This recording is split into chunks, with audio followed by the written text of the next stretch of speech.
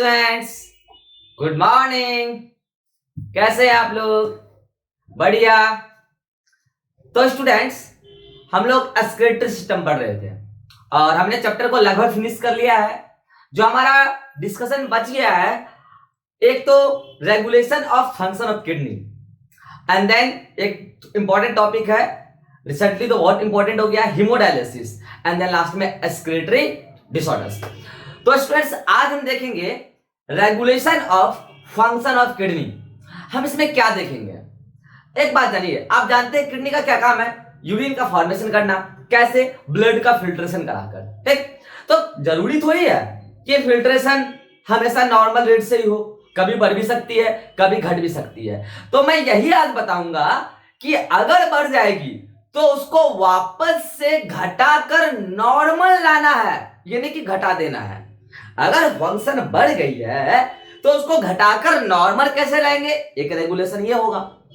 अगर कल को इसकी एक्टिविटी, किडनी की एक्टिविटी या फंक्शन घट गई है तो उसको बढ़ाकर नॉर्मल लाना है, यानी कि बढ़ाते चलेंगे नहीं, बढ़ाकर नॉर्मल लाना है। तो ये कैसे होता है, इसी को हम लोग हेडिंग लगाकर आज पढ़ेंगे, regulation of function of kidney. Students, मैं किडनी के फंक्शन को रेगुलेट करने के 4 तरीके बताता हूं। चलिए पहला स्टार्ट करते हैं स्टूडेंट्स। देखिए, पहला जो इस किडनी के फंक्शन में जो रेगुलेशन में भाग लेता है वो है एक हार्मोन जिसका नाम है स्टूडेंट ADH। इसका जिक्र मैंने पहले भी किया है।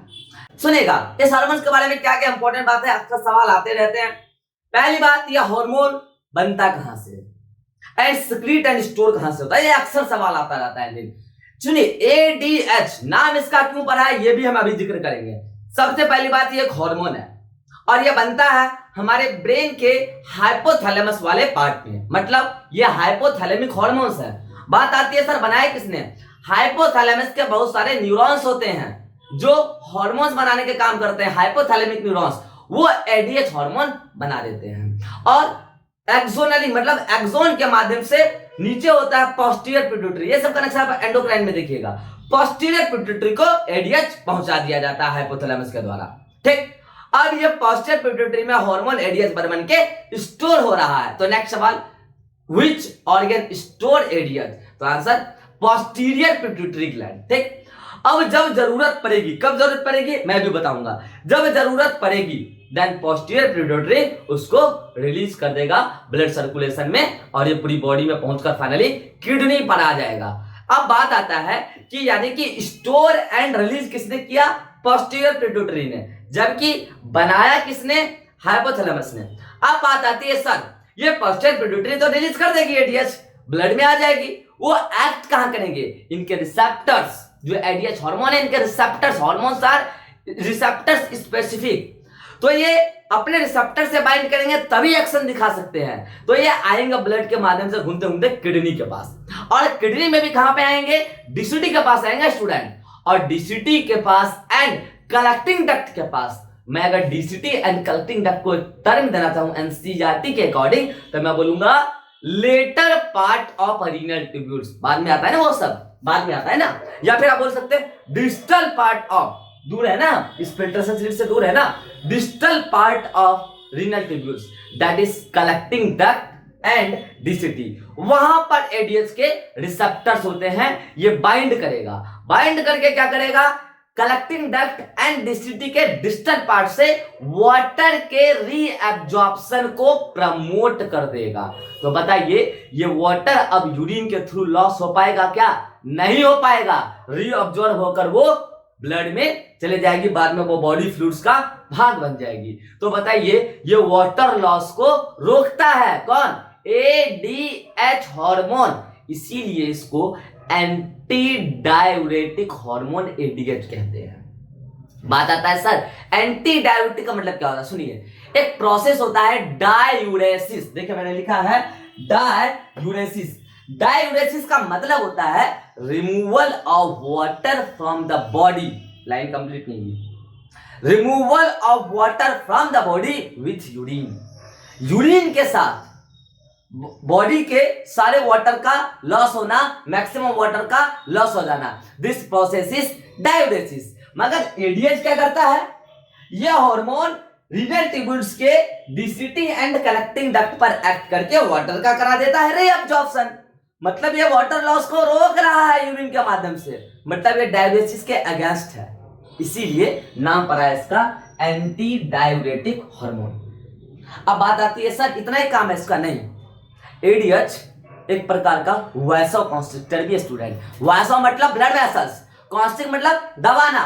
ये ब्लड वेसल्स को अचानक से दबाकर बीपी भी बढ़वा सकती है स्टूडेंट। ये सारे काम है स्टूडेंट इसका एडीएच का। देखिए मैंने सारे पॉइंट्स लिखा है। पहला पॉइंट देखो, इट इज अ हार्मोन, एक प्रकार का हार्मोन है, सिंथेसाइज्ड बाय हाइपोथैलेमस, बनाता है hypothalamus, but stored and secreted bye posterior pituitary gland. Posterior pituitary gland को न्यूरोहाइपोफाइसिस भी कहते हैं। क्यों कहते हैं यह बात आप एंडोक्राइन में देखिएगा, नर्वस पार्ट का बना होता है, न्यूरोहाइपोफाइसिस भी कहते हैं।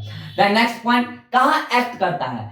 Act on distal part of renal tubules, distal part, दूर वाला part, that is DCT and collecting duct, and promotes, करता क्या है?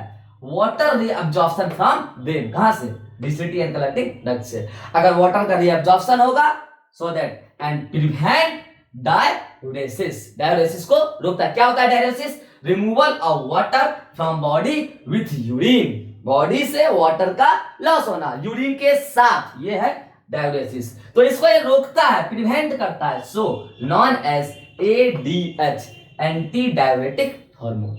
कहानी यहां खत्म नहीं होती है, इतना ही काम ही है इसका।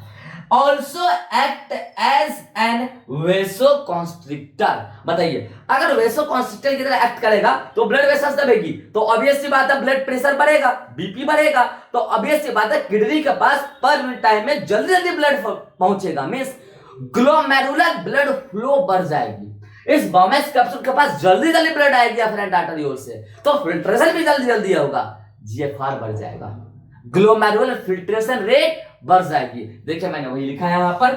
Also acts as vasoconstrictor and increases BP, BP बढ़ जाएगी, and BP back to normal. मैंने पहले बताया, ऐसा नहीं कि बढ़ते रह गया बीपी फट गया ब्लड वेसल्स, ऐसा नहीं है, बीपी बढ़ के नॉर्मल हो जाएगी। इसका मतलब एडीएच आता ही तब है जब वाटर में बीपी कमता है। अभी मैं बात करूंगा सारा बात। And back to normal when BP fall, जब बीपी गिरता है तब आता है, और बीपी को बढ़ा के ये नॉर्मल करता है when BP fall. So ADH is also known as, चूंकि ये ब्लड वेसल्स पर दबाने वाला काम करती है, इसीलिए एडीएच को वैसोप्रेसिन भी कहते हैं। वैसो मतलब ब्लड वेसल्स, प्रेसिन मतलब प्रेस करना, इसका मतलब ये ब्लड प्रेशर को बढ़ाता होगा, मतलब प्रॉब्लम क्या है पहले से घटी हुई है तब ना आया है, सो नॉन एज वैसोप्रेसिन।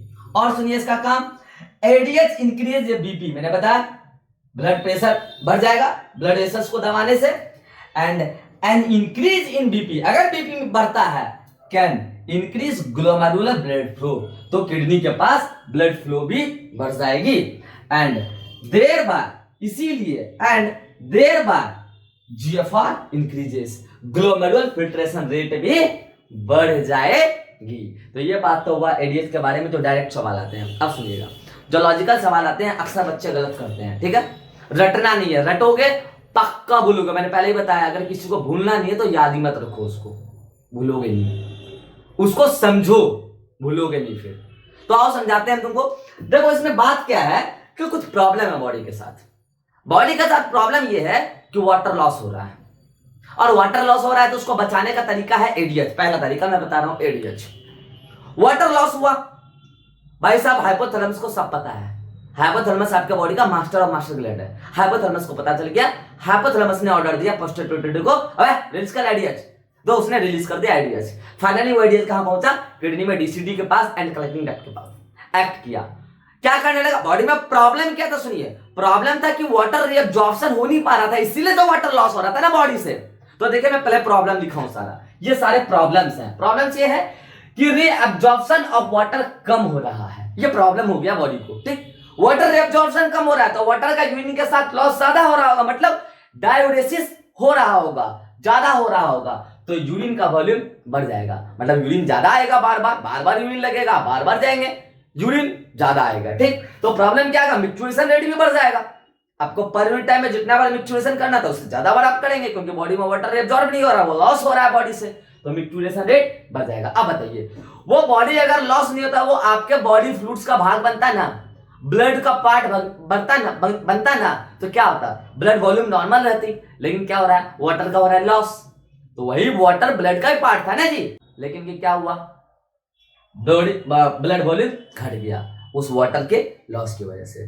तो फिर क्या हुआ, अगर ब्लड वॉल्यूम घट जाएगा, ब्लड की अमाउंट ही घट जाएगी, आपको ऑब्वियसली बात है कि वो वॉल्यूम पर जो प्रेशर लग रहा है ब्लड वेसल्स के वॉल पर, वही तो बीपी है। तो जब वो फ्लूइड ही कम होगा तो ब्लड प्रेशर भी तो कम हो जाएगा ना, तो ब्लड वॉल्यूम कम तो ब्लड प्रेशर भी कम। अब अगर ब्लड प्रेशर ही कम लग रहा है तो ऑब्वियस बात है फिल्ट्रेशन अच्छे से हो नहीं पाएगा, तो जीएफआर भी कम हो जाएगा। ये सब तो क्या है, प्रॉब्लम, रटना है क्या कुछ, एक प्रॉब्लम अगर आपको याद है तो सारा प्रॉब्लम याद है, और सॉल्यूशन तो अपने आप फिर याद हो जाएगा। तो प्रॉब्लम तो यही है कि वाटर से यूरिन के साथ वाटर का लॉस हो रहा है बॉडी से, और रीअब्जॉर्प्शन ऑफ वाटर कम। अगर वाटर का रीअब्जॉर्प्शन कम हो रहा है तो ऑब्वियस बात है यूरिन का वॉल्यूम बढ़ गया, मिक्चुरेशन रेट बढ़ गया, और मिक्चुरेशन रेट बढ़ा है तो blood volume, body fluids volume भी आप बोल सकते हैं, ब्लड वॉल्यूम घट गई है, ब्लड प्रेशर घट गई है, जीएफआर घट गई, ये प्रॉब्लम है। एडीएच आ गया भाई साहब, एडीएच ने क्या किया, सबसे पहले वाटर रीअब्जॉर्प्शन को बढ़ाया।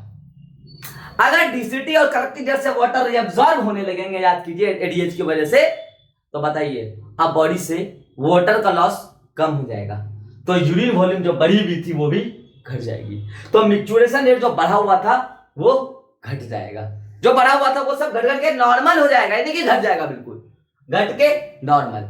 अब बताइए, वो सारा वाटर जो बॉडी से लॉस हो रहा था उसको लॉस होने से रोका गया रीअब्सॉर्ब करा के, तो वो ब्लड का भाग बनेगा, तो ब्लड वॉल्यूम जो घट गया था वो बढ़ के नॉर्मल हो जाएगा, ऐसा नहीं कि बढ़ते रह जाएगा, बढ़ के नॉर्मल हो जाएगा। तो जो बीपी घट गई थी वो बढ़ के नॉर्मल हो जाएगी, ऐसा नहीं कि बढ़ते रहेगी, बढ़ के नॉर्मल हो जाएगी। एंड जो जीएफआर घट, देखिए अगर बीपी बढ़ेगी तो अब किडनी के पास ब्लड फ्लो भी बढ़ जाएगा, लाइन मैंने लिखा ना यहाँ पर, अगर बीपी बढ़ेगी तो किडनी के पास ब्लड फ्लो बढ़ जाएगा, ब्लड फ्लो बढ़ेगा तो अब ये सब बात है, जीएफआर भी बढ़ जाएगा, ग्लोमेरुलर फिल्ट्रेशन रेट भी बढ़ जाएगा। तो जो प्रॉब्लम था उन सारे प्रॉब्लम का सॉल्यूशन कौन दे दिया, एडीएच हार्मोन। ये सारे क्या है, सॉल्यूशन, और ये सारा क्या है, प्रॉब्लम। तो इससे हमको कंक्लूजन यही समझ में आया, एडीएच आता ही तब है जब बॉडी में वाटर का लॉस हो रहा हो, बॉडी में वाटर की स्कार्सिटी हो। इसका मतलब समर सीजन में जिस टाइम भीषण गर्मी होती है तो स्वेटिंग से वाटर का लॉस होता है, तो ऑब्वियस सी बात है, बट बॉडी में स्वेटिंग के थ्रू वाटर का एक्सेस लॉस हो रहा है। अगर एक्सेस लॉस हो रहा है तो उसको कंपनसेट करने के लिए आएगा एडीएच और प्रमोट्स कराएगा वाटर का रीअब्जॉर्प्शन। तो एक सॉल्यूशन निकल कर आएगा, सारा सॉल्यूशन मिल जाएगा। इसका मतलब विंटर में चूंकि स्वेटिंग लगभग ना के बराबर होती है, अगर आप काम करेंगे तो होगा, स्वेटिंग में विंटर में स्वेटिंग हो नहीं रही है। अगर स्वेटिंग नहीं हो रही है विंटर में तो इसका मतलब है कि वाटर लॉस कम हो रहा है, आपका बॉडी में ऑलरेडी वाटर स्टे कर रहा है। तो बताइए उस समय एडीएच को उतना आना जरूरी है। तो यहां से कंक्लूजन समझ में आया कि समर सीजन में एडीएच ज्यादा सीक्रेट होगा, जबकि विंटर में एडीएच कम सीक्रेट होगा। देखिए मैंने लिखा है ADH secretion is induced in body when water scarcity is found in body, then ADH secretion is more in summer. क्यों भाई? Due to excess water loss through sweating के थ्रू वाटर का एक्सेस लॉस हो रहा है। वहीं ADH secretion is suppressed in winter, ADH बहुत कम आता है, सप्रेस हो जाता है due to less water loss, कम वाटर लॉस हो रहा है ना, less water loss through sweating, so micturition rate is more found in winter due to low ADH secretion. इसका मतलब अगर विंटर में एडीएच कम आ रहा है तो इसका मतलब डायूरेसिस प्रोसेस प्रमोट हो रहा है, क्योंकि एडीएच तो एंटी डायूरेटिक है। इसका मतलब डायूरेसिस प्रोसेस प्रमोट है, मतलब विंटर में आपको बार बार यूरिन लगेगा, मिक्चुरेशन रेट बढ़ जाएगा एडीएच के कम आने की वजह से। अब सुनिए, इतना बताने के बाद मैं आपको बता रहा हूं 3 substance, alcohol, tea and coffee, these are diuretic substance. Diuretic substance है, मींस ये डायूरेसिस को प्रमोट करते हैं, मींस ये बॉडी से वाटर के लॉस को प्रमोट करते हैं। सवाल आता है कैसे? तो ये एडीएच के सिक्रीशन को कट ऑफ कर देते हैं। एडीएच नहीं आएगा तो डाययूरेसिस रुकेगा नहीं, तो ऑब्वियस बात है डाययूरेसिस चलेगा। So that this substance are known as diuretic substance. इसको आप एंटी एडीएच भी कह सकते हैं, एडीएच के अगेंस्ट है। इसका काम क्या है? Suppress ADH secretion and promotes diuresis. इसका मतलब अगर आप अल्कोहल, टी और कॉफी पी रहे हैं और पहले पानी पिए हैं तो वो सारा पानी तुरंत लॉस होने वाला है। इसलिए कहा जाता है कि टी लेने से पहले पानी नहीं लें। अगर आप पानी लेकर, बहुत एक्सेस पानी लेकर टी ले रहे हैं तो आपको बोला जाएगा कि आप तैयार रहिए आगे यूरिन करने के लिए। तो ऐसा बहुत सारे अलग अलग एग्जामिनेशन में पूछा गया है कि आप 3 घंटे के लगातार सिटिंग में बैठने वाले हैं, एग्जामिनेशन में बैठने वाले हैं, तो अगर आप टी कंज्यूम करके गए हैं, वाटर पहले भी कंज्यूम कर लिया और टी कंज्यूम करके गए हैं, तो एनर्जी तो मिलेगा आपको, लेकिन डिस्टर्बेंस आएगी बीच में, यूरिन जाना पड़ेगा आपको। चाहे फिर आप कॉफी लीजिए, उसमें भी यही केस है। तो है सॉल्यूशन ये है कि कम वाटर लीजिए आप। अगर आपको एनर्जी लेना है टी और कॉफी से, कम वाटर लीजिए ताकि बहुत ज्यादा यूरिन ना लगे। तो क्योंकि ये तीनों क्या होते हैं? Diuretic substance. तो इतनी कहानी थी एडीएस के बारे में। इन सारे प्रॉब्लम का सॉल्यूशन देता है एडीएस। तो पहला तरीका तो ये, मतलब कि एडीएस 2 तरीके से बीपी बढ़ाता है। एक तो कैसे? वैसोकॉन्स्ट्रिक्टिव इफेक्ट दिखा के, और एक कैसे? वाटर का रीअब्जॉर्प्शन बढ़ेगा तो ऑब्वियस सी बात है यूरिन वॉल्यूम मैच्योरेशन रेट घट जाएगा, तो ब्लड वॉल्यूम बढ़ेगा तो बीपी बढ़ेगा। दोनों तरीके से एडीएस ने बीपी को बढ़ाया। This is all about anti diuretic hormone, जिसको हम लोग वैसोप्रेसिन भी कहते हैं। तो ये पहला तरीका था किडनी के फंक्शन को रेगुलेट करने का। यदि किडनी का फंक्शन कम हुआ था तो उसको बढ़ाकर नॉर्मल कैसे किया जाए, ये पहला तरीका एडीएच जो इन्वॉल्व होता है इसमें। इसको आप जल्दी से नोट कीजिए, देन हम सेकंड डिस्कशन करते हैं। तो आइए स्टूडेंट, अब हम लोग दूसरा तरीका देखते हैं कि किडनी का फंक्शन कैसे रेगुलेट होगा। तो सुनिए, दूसरा तरीका एक और हार्मोन्स है जिसका नाम है एल्डोस्टेरोन। तो इसमें भी मैं पहला जिक्र करूंगा कि हार्मोन बनाती कौन है, स्टोर करके सिक्रीट कौन करती है। इस हार्मोन्स को बनाना, स्टोर करना, सिक्रीट करना, ये सब एक ही ऑर्गन का काम है। वो ग्लैंड है एड्रीनल ग्लैंड। और एड्रीनल ग्लैंड में 2 भाग होता है student, one is cortex and one is medulla. बाहर वाला कॉर्टेक्स, अंदर वाला मेडुला। एंडोक्राइन में बताऊंगा मैं। तो जो उसका कॉर्टेक्स वाला पार्ट होता है ना एड्रीनल ग्लैंड का, वो सिक्रीट करती है एल्डोस्टेरोन हार्मोन। वही सिक्रीट भी करती है, वही बनाती भी है एल्डोस्टेरोन। तो पहला पॉइंट हो गया, it is a hormone synthesised and secreted by cortex of adrenal gland. अब बात आती है सर ये एक्ट कहां करेगा और काम क्या करेगा? तो ये एक्ट करेगा डीसीटी के प्रॉक्सिमल पार्ट पे। देखिए मैंने डीसीटी बताया था, मान लीजिए ये प्रॉक्सिमल पार्ट, ये डिस्टल पार्ट डीसीटी का। डीसीटी के प्रॉक्सिमल पार्ट पर एक्ट करती है एल्डोस्टेरोन हार्मोन्स। तो ये एल्डोस्टेरोन हार्मोन डीसीटी के प्रॉक्सिमल पार्ट पर एक्ट करके करेगी क्या? वहां से ये Na प्लस का रीअब्जॉर्प्शन को प्रमोट कराएगी। याद कीजिए मैंने क्या बोला था, नारा याद कीजिए, तुम मुझे एल्डोस्टेरोन दो, मैं तुम्हें Na प्लस दूंगा। तो इस नारे के साथ हम लोग वहां पे देखे थे Na प्लस एक्टिविटी गया कहां से?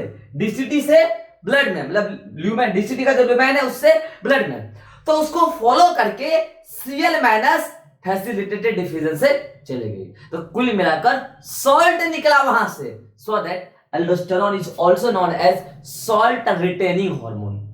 सॉल्ट को यूरिन के माध्यम से लॉस नहीं होने दिया, उसको रिटेन करा लिया बॉडी में, क्योंकि इस एल्डोस्टेरोन ने नो डाउट इसने Na प्लस के रीअब्जॉर्प्शन को प्रमोट किया एक्टिवली, मगर उसको पैसिवली बोले तो फैसिलिटेटेड डिफ्यूजन से उसको फॉलो कौन कर लिया? Cl minus. Finally salt retain हो गया बॉडी में, so also known as salt retaining hormones. क्यों भाई? क्योंकि because it promotes reabsorption of Na plus actively. So by facilitated diffusion, Cl minus follow Na plus, and finally salt कौन? NaCl is reabsorbed from DCT, so known as salt retaining hormone. तो जब salt गई, मैंने आपको बताया था salt जाएगी तो बस थोड़ा सा ADH आ जाए तो वाटर भी reabsorb हो जाएगी। नो डाउट कि वाटर के reabsorption में रोल तो ADH का था, लेकिन अगर एल्डोस्टेरोन सॉल्ट रिटेन नहीं कराती तो क्या एडीएच के आने के बाद एक्वापोरी को एक्टिवेट कर देने के बाद क्या वाटर मूव कर सकती थी डीसीटी से? कतई नहीं। इसीलिए इसके साथ साथ हम लोग ये लिख देते हैं कि it act on proximal part of DCT and promotes reabsorption of Na plus and water, जबकि हकीकत है कि reabsorb Na plus को कराया। हाँ, Cl माइनस को फॉलो कर ली एंड देन वाटर मूव करके गई। तो सुनिए, अगर आपको ऑप्शन में एक चूज करना हो कि Na प्लस या फिर वाटर, तो आंसर एक जाएगा तो Na प्लस। अगर बॉथ लिखा हो तो बॉथ, अगर ये लाइन एज इट इज लिखी हो तो सही है, क्योंकि लाइन NCERT की है। लेकिन हकीकत आपको पता है कि एल्डोस्टेरोन के जो रोल है वो Na प्लस को रीअब्सॉर्ब कराने में। बाकी आप ऑप्शन के अकॉर्डिंग आंसर खेल दीजिएगा। तो ये तो काम हो गया किसका, एल्डोस्टेरोन का। तो दूसरा तरीका कि यदि वाटर का रीअब्सॉर्प्शन कम हो रहा है तो एल्डोस्टेरोन आएगा, सॉल्ट का रीअब्सॉर्प्शन कराएगा तो वाटर का रीअब्सॉर्प्शन भी हो जाएगा। दूसरा तरीका ये एल्डोस्टेरोन हुआ जो मिनरल से रिलेटेड हुआ, सॉल्ट से रिलेटेड हुआ। तीसरा, तो ये तो दूसरा तरीका हुआ एल्डोस्टेरोन हार्मोन। अब तीसरा जो तरीका है किडनी के फंक्शन को रेगुलेट करने का, वो मोस्ट इंपॉर्टेंट है, एग्जाम में अक्सर सवाल इससे आते रहता है, और उस तरीके का नाम है स्टूडेंट रास मैकेनिज्म। काफी इंपॉर्टेंट है स्टूडेंट, रास मैकेनिज्म। ये वो रास नहीं है जो आप सोच रहे हैं। पहली बात, इस रास का फुल फॉर्म ही कई बार आता है एग्जाम में, कई बार आ चुका है। सुनिएगा, इस रास में तीन चीज है।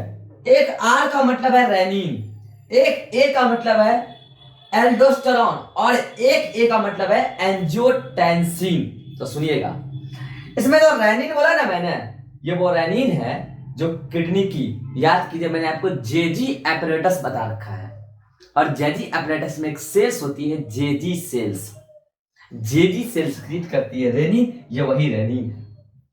अब मैं बता रहा हूं, लीवर सक्रीट करता है केमिकल जिसका नाम है एंजियोटेंसिनोजन, और बाद में कन्वर्ट हो जाता है एंजियोटेंसिन में, तो वहां से उठा लिया एंजियोटेंसिन।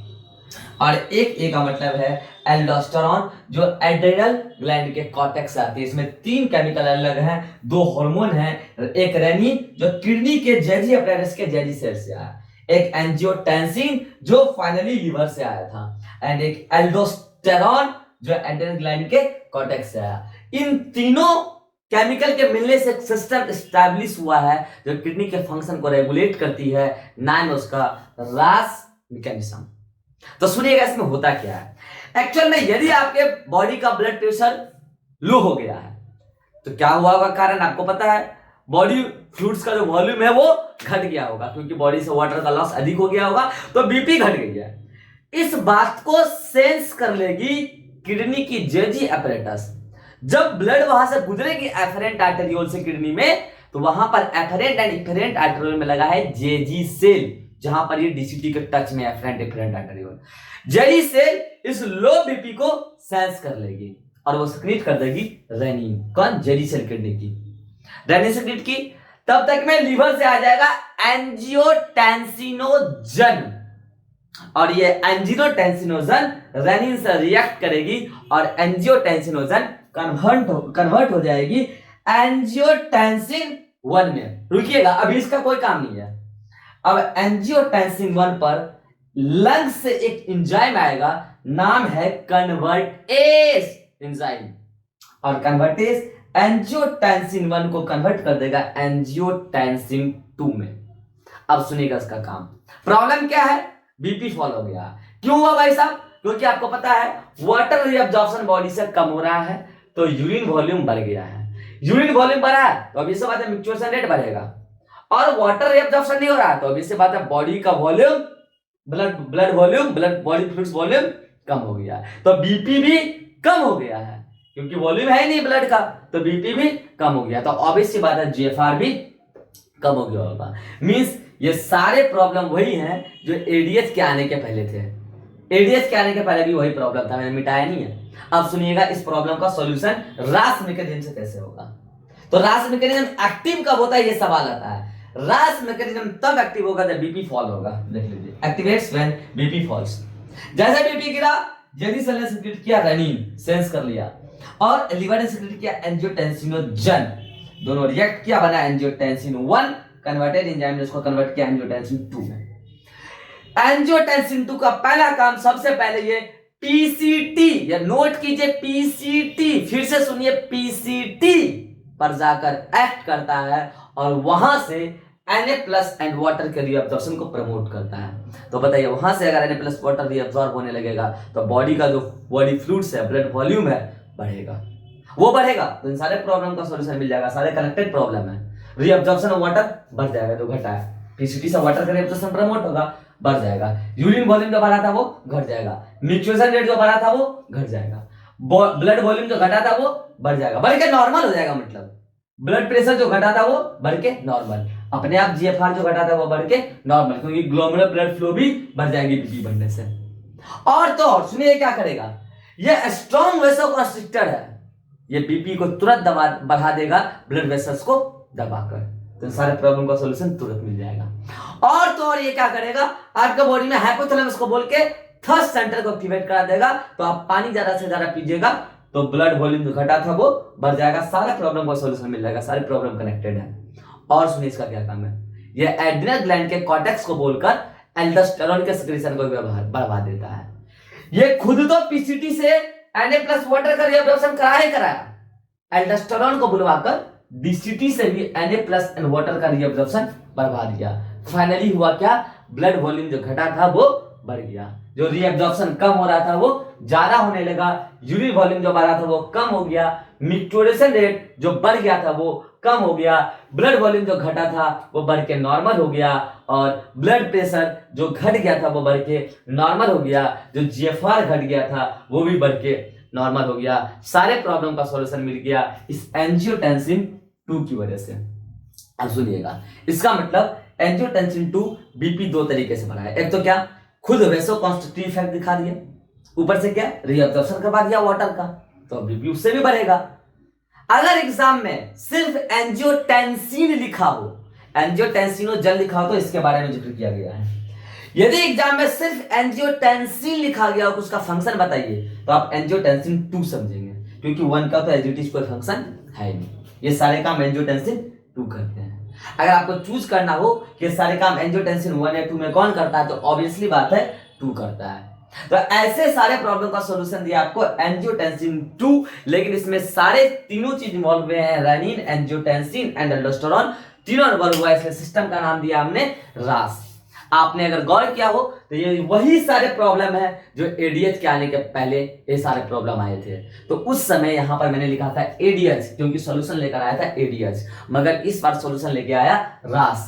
मींस एडीएच और रास दोनों का फंक्शन लगभग मिलता जुलता है, मींस दोनों आपस में भाई हैं। दोनों कब एक्टिवेट होते हैं, एडीएच कब सक्रिएट होता है, रास कब एक्टिवेट होता है, जब बीपी फॉल होती है, और दोनों साथ सेम प्रॉब्लम का सॉल्यूशन देता है। ये तीसरा तरीका हुआ रास मैकेनिज्म, किडनी के फंक्शन को रेगुलेट करने का। एक और तरीका है, इसको आप जल्दी से नोट कीजिए, देन मैं वो भी डिस्कस कर लेता हूं। तो आइए स्टूडेंट, अब हम देखते हैं किडनी के फंक्शन को रेगुलेट करने का चौथा तरीका है। ये भी एक हार्मोन है जिसका नाम है ANF। इसका फुल फॉर्म है एट्रियल नाइट्रेटिक फैक्टर। देखिएगा, आपके बॉडी में ऐसे कई सारे सेल्स हैं जो एंडोक्राइन ग्लैंड का पार्ट नहीं है, मगर फिर भी वो हार्मोन सीक्रेट करता है। उसका बेहतर एग्जांपल आपके सामने एनएफ।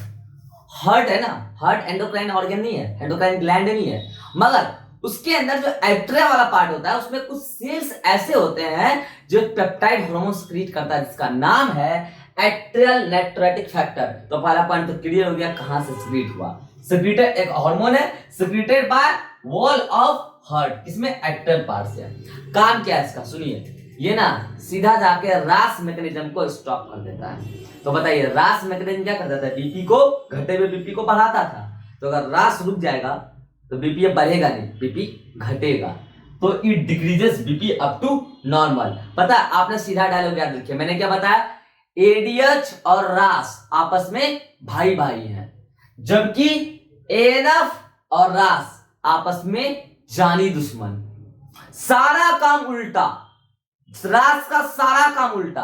अच्छा बताइए, क्योंकि रास और एडीएच आपस में भाई भाई हैं, तो ये एनएफ सिर्फ रास का दुश्मन नहीं होगा, एडीएच का भी जानी दुश्मन होगा, क्योंकि एडीएच और रास आपस में भाई भाई हैं। तो बताइए, एडीएच और रास के पहले जो प्रॉब्लम था, इनका उल्टा प्रॉब्लम था। उस समय रीअब्जॉर्प्शन कम हो रहा था, मगर इस बार ज्यादा हो रहा है। मैंने बोला ना, कई बार आपके बॉडी में फंक्शन ज्यादा होने लगता है, तो इस बार कुछ ज्यादा रीअब्जॉर्प्शन हो रहा है वाटर का बॉडी में, तो बताइए ज्यादा रीअब्जॉर्प्शन होगा तो यूरिन कम बनेगा ना, यूरिन वॉल्यूम घट जाएगा, तो मिक्सचुरेशन रेट भी घट जाएगा। मिक्सचुरेशन हो ही नहीं रहा, वाटर एब्जॉर्ब हो जा रहा है, तो होगा क्या, ब्लड वॉल्यूम बढ़ जाएगा। अगर ब्लड वॉल्यूम बढ़ जाएगा तो बीपी काफी बढ़ जाएगा, ब्लड वॉल्यूम काफी बढ़ गया तो बीपी भी बढ़ जाएगा, तो नतीजा ये होगा बीपी बढ़ने से ग्लोमेरुलर फिल्ट्रेशन रेट भी बढ़ जाएगा। जीएफआर बढ़ेगा तो फिर से वही बात, यूरिन वॉल्यूम ज्यादा मतलब कि वाटर रीअब्जॉर्प्शन कम, फिर रीअब्जॉर्प्शन भी तो ज्यादा होगा ना। अगर रीअब्जॉर्प्शन ज्यादा हो जाएगा तो फिर से वही बात, यूरिन कम, मतलब फिल्ट्रेशन तो हो रहा है मगर रीअब्जॉर्प्शन ही हो जा रहा है ज्यादा, तो यूरिन में कहां आएगा। तो ये सारा तो क्या हुआ प्रॉब्लम। इन सारे प्रॉब्लम्स का समाधान लेकर आया एएनएफ। एएनएफ ने क्या किया, सीधा रास को रोक दिया, बोला तू तो रुक जा। रास क्या कर रहा था, इन सारे प्रॉब्लम्स का उल्टा प्रॉब्लम था, उसका सॉल्यूशन दे रहा था, उसने रास को रोक दिया, बट हट तू रास हट, क्योंकि रास बढ़ाकर यही काम न कर रहा था, इसका प्रॉब्लम ये था, तो सॉल्यूशन में पहले ये था। जब रास था उसने बोला तू रुक जा, तू कुछ ज्यादा ही बढ़ा दिया है। जब रास रुका तो क्या हुआ, रीअब्जॉर्प्शन जो बढ़ गया था ज्यादा वो घट के नॉर्मल हो गया। एएनएफ की वजह से जो यूरिन वॉल्यूम घट गई थी वो बढ़ के नॉर्मल हो गई। जहां मिक्सचुरेशन हो ही नहीं रहा था, मिक्सचुरेशन रेट घट गया था, बढ़ के नॉर्मल हो गया। जहां ब्लड वॉल्यूम काफी बढ़ गया था, घट के नॉर्मल हो गया। जहां ब्लड प्रेशर काफी बढ़ गया था, घट के नॉर्मल हो गया। जीएफआर काफी बढ़ गया था, अब ग्लोबुलर ब्लड फ्लो ही घटा दिया बीपी घटा के, तो जीएफआर भी घट के नॉर्मल हो गया। कुछ नहीं, आपको अगर रास का फंक्शन याद है, एडीएस का फंक्शन याद है, एएनएफ का जस्ट उल्टा उसका फंक्शन है। This is all about regulation of function of kidney. 4 तरीके से बताया स्टूडेंट मैंने, एडीएस बताया, एल्डोस्टेरोन बताया, रास बताया और एएनएफ बताया। वेरी इंपॉर्टेंट क्वेश्चन यहां से आते हैं। तो ये था स्टूडेंट हमारा regulation of function of kidney. तो आज के लेक्चर में इतना ही रहने देते हैं, हम लोग नेक्स्ट क्लास में देखेंगे मोस्ट इंपॉर्टेंट टॉपिक हीमोडायलिसिस, और कुछ अदर ऑर्गन्स के भी रोल्स हैं एक्सक्रीशन में हम जिक्र कर लेंगे, and then excretory disorders. Students हमारा नेक्स्ट लेक्चर एक्सक्रीटरी सिस्टम का लास्ट लेक्चर होगा स्टूडेंट, और मैं नेक्स्ट क्लास में अनाउंस करूंगा कि हमारा नेक्स्ट चैप्टर कौन सा वीडियो लेक्चर आएगा, ये मैं नेक्स्ट लेक्चर में ही अनाउंस कर पाऊंगा। ठीक है स्टूडेंट्स, हम लोग मिलते हैं नेक्स्ट क्लास में। और अगर आज के आप पूरे लेक्चर को पढ़ चुके हैं वीडियो लेक्चर से, तो नीचे जाइए डिस्क्रिप्शन में नोट्स है, डाउनलोड कीजिए वहां से पीडीएफ को और रीड कीजिए। कोई डाउट हो तो आप नीचे कमेंट के जरिए मुझसे कांटेक्ट करके पूछ सकते हैं। हम लोग नेक्स्ट क्लास में एक्सक्रीशन खत्म कर देंगे और नेक्स्ट चैप्टर का अनाउंसमेंट करेंगे। ठीक है बच्चों, फिलहाल इतना ही। Thank you, bye bye.